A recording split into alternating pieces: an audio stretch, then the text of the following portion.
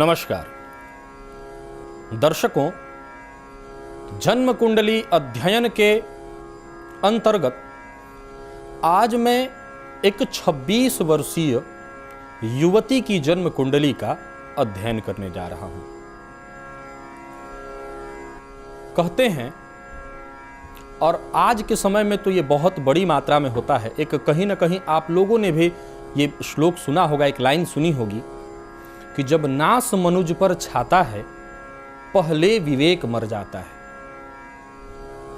आप सोच रहे होंगे कि मैं इतनी बड़ी बात, एक तो पहले लड़की की कुंडली का अध्ययन और ये बात क्यों कह रहा हूं। 26 वर्ष की उम्र, घर में सबसे प्यारी थी ये लड़की। और मैं आपको बता दूं कि जब इस घर के लोग, इस घर की लड़की के लोग आए घर के, तो उन लोगों का कहना था कि हम लोगों के खानदान में ये अकेली लड़की है। हम लोग इतना इसको प्यार करते थे, हम लोग चाहते थे कि एकदम बड़े धूमधाम से इस लड़की का हम लोग विवाह करेंगे।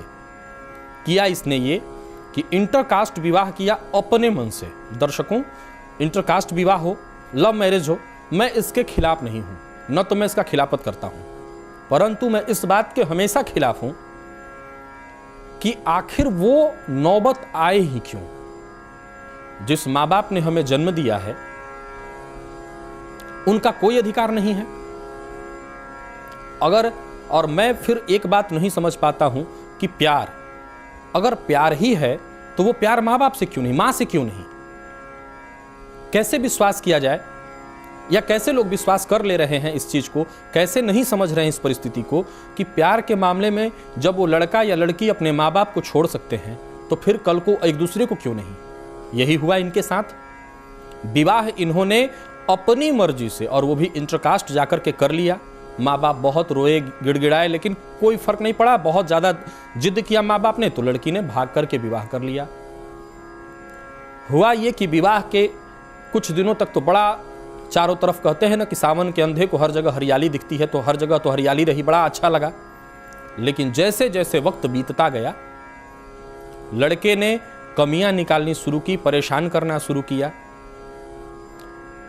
अब जरा सा गौर से समझिए, विवाह के कुछ दिनों ही बाद, यानी कि लड़की मुश्किल से 2.5 या 3 माह तक रह पाई उस घर में लड़के के साथ। अब ये फिर पुनः आ चुकी है अपने ही घर में। देखिए, माँ बाप तो माँ बाप ही होते हैं। इस अवस्था में भी उन्होंने स्वीकार किया। दूसरा कोई हो तो उसको तो क्रोध आए कि फिर उसको स्वीकार क्यों किया, जब गलत की तो भोगे जा करके। लेकिन कहते हैं ना कि माँ बाप हर अवस्था में साथ ही खड़े रहते हैं। इसीलिए तो धरती पर माँ बाप को भगवान का स्वरूप माना गया है। माँ बाप अपने पास ही रखे हुए हैं। और देखिए परेशान भी कितना है। जो माँ बाप अपनी बेटी के सामने तक गिड़गिड़ाए कि बेटा ऐसा मत करो, अगर तुमको करना ही है तो हमें उस लड़के का खानदान कैसा है, कैसा संस्कार है, इस बारे में जानकारी ले लेने दो। लेकिन मानी नहीं। और अब जब सारी दुर्घटनाएं घट गईं तो अब पुनः माँ बाप के पास ही आकर के रहना, रोना। अब पछताए होत क्या जब चिड़िया चुग गई खेत। दर्शकों, अब आप सोच रहे होंगे कि मैं प्रायः कहता हूं कि जो कुंडली में होता है वही होता है। बिल्कुल बिल्कुल वही होता है। इसीलिए तो मैं ये कुंडली आपके सम्मुख लाया हूं। इस कुंडली में भी इस लड़की का दाम्पत्य जीवन खराब है, इसमें कोई संशय नहीं है। तो सवाल ये उठता है कि जहां भी विवाह होता है इसका ऐसे ही होता। हाँ, बिल्कुल होता, बिल्कुल होता ऐसा ही। लेकिन इसको बचाया जा सकता था, इसको कम से कम किया जा सकता था। जिस तरह से हुआ उस तरह से ही होता, यह जरूरी नहीं है। अगर जिस तरह से होना, मैं बार बार एक चीज कहता हूं कि जन्म कुंडली या कुंडली दिखवाने से आप अपने भाग्य को नहीं बदल सकते हैं। अगर जन्म कुंडली से भाग्य बदले जाते तो सबसे ज्यादा भाग्यवान इस धरती पर सारे ज्योतिषी हुआ करते। ज्योतिष किसी का भाग्य नहीं बदल सकता, लेकिन भाग्य को कुछ हद तक उसको सजाया तो जा ही सकता है, संवारा तो जा ही सकता है, उसमें बदलाव कुछ हद तक तो किया जा सकता है, कुछ हद तक। क्योंकि ये जो पृथ्वी है, यहां पर हमें कर्म करने के लिए भेजा गया है।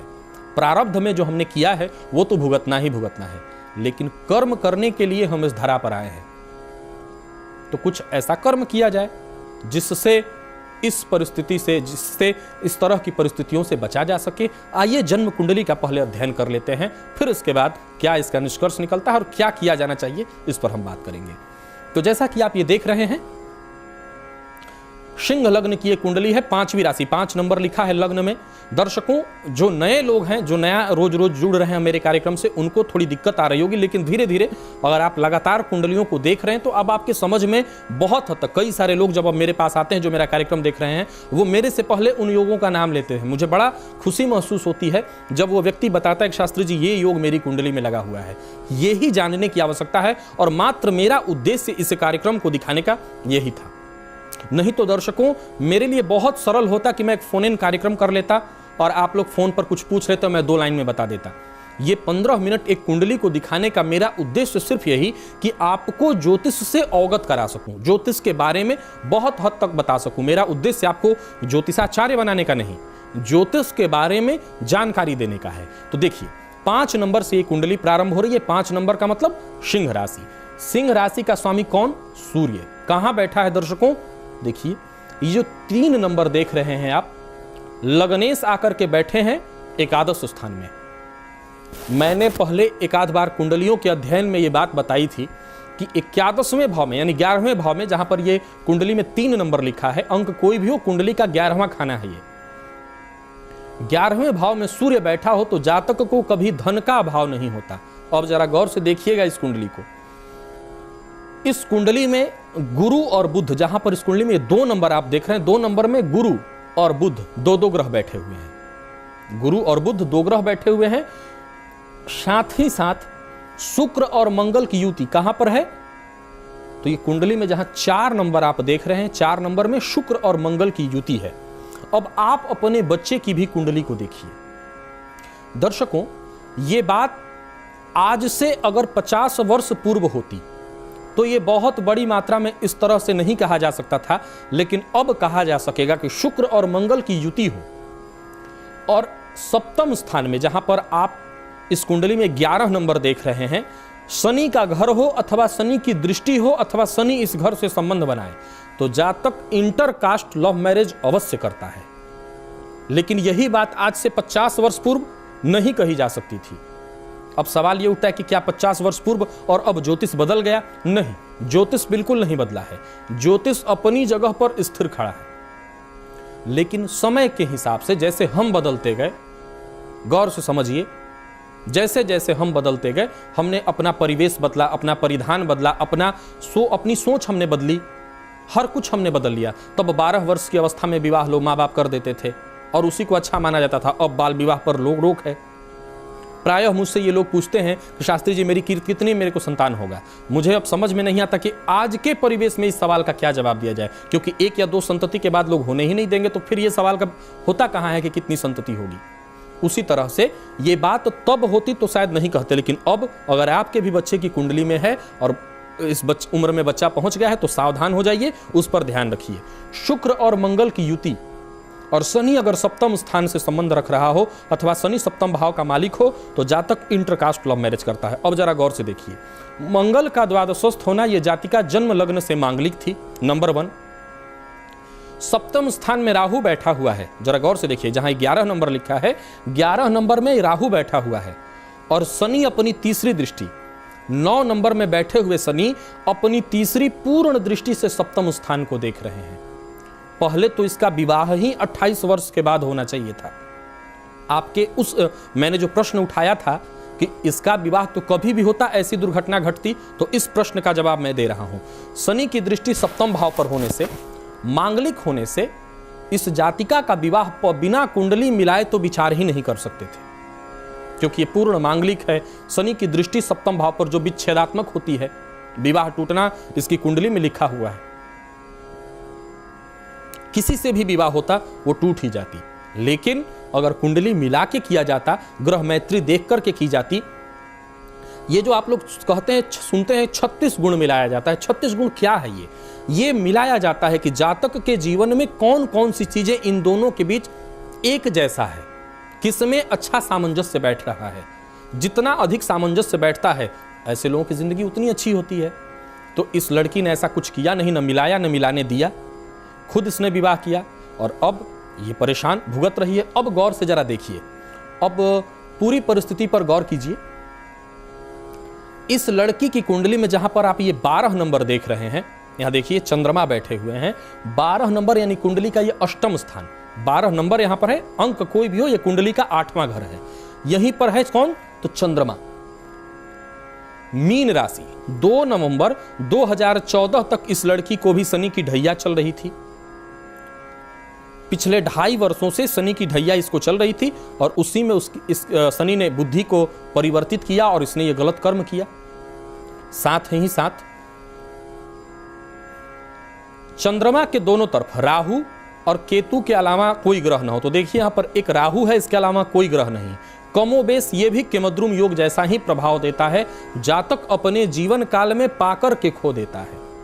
तो जिससे इसने प्यार किया उसको पाया लेकिन खो दिया, परंतु उससे कहीं ज्यादा बड़ा कारण रहा राहु का बैठना सप्तम स्थान में, शनि से दृष्टि संबंध, ये विच्छेदात्मक ग्रह विच्छेद कर दिए। तो अब जैसा किया है उसको भुगतना तो पड़ेगा ही, उससे तो कोई नहीं बचा सकता। परंतु ग्रह स्थिति इतनी भी बुरी नहीं है। इस कुंडली में सूर्य के पास बल है, मंगल नीच का है, यह दिक्कत का कारण है, मांगलिक लड़की है ये। तो सबसे ज्यादा जरूरी है कि पहले ये लड़की अपनी पढ़ाई वगैरह पूरी करे। अब जो दुर्घटना घट चुकी है, जो हो चुका है, उस लड़के को छोड़ने में ही भलाई है। क्योंकि मैं इस कुंडली में पता नहीं उस लड़के की, चूंकि मेरे पास उस लड़के की कुंडली आई नहीं, तो उससे मैच हो रहा है कि नहीं हो रहा है। अगर मैच हो सकता है तो निश्चित रूप से बचाने के उपाय किए जाएंगे, लेकिन मैच नहीं होगा, अगर दोनों की ग्रह मैत्री अच्छी नहीं होगी, गुण अच्छे नहीं मिलेंगे, तो फिर तो वो होना ही है जो हो चुका है, घटित हो चुका है। अब इसमें कुछ बदलाव संभव नहीं है। तो मुझे लगता है कि इस लड़की को सबसे पहले तो अपनी पढ़ाई वगैरह आगे की करनी चाहिए, पूरी कर ले पढ़ाई, फिर कुछ प्रयास करे कि किसी तरीके से इसका गवर्नमेंट जॉब हो जाए, और फिर आगे चल के लगभग 2 वर्ष बाद अभी, और जब इसकी कुंडली में विवाह के योग बनेंगे। हालांकि अभी इसकी राशि से गोचर से बृहस्पति 6ठे भाव में चल रहे हैं। सप्तम भाव में जब बृहस्पति होंगे वो अगस्त 2016 के बाद का वक्त है। अगर माँ बाप ने चाहा और परिस्थितियां इसके अनुकूल रही तो अगस्त 2016 के बाद विवाह के बारे में अवश्य सोचा जा सकता है, लेकिन तब तक विवाह के बारे में सोचने की अभी आवश्यकता नहीं है। समय जब आएगा तो सत्य बता करके, छुपा करके नहीं। किसी भी एक व्यक्ति से अगर वो डाइवोर्सी हो तो चलेगा, बेहतर है, कोई दिक्कत नहीं है। सारा सत्य बता करके, छुपा के नहीं, विवाह आप करें, ज़्यादा बढ़िया रहेगा इस लड़की के लिए।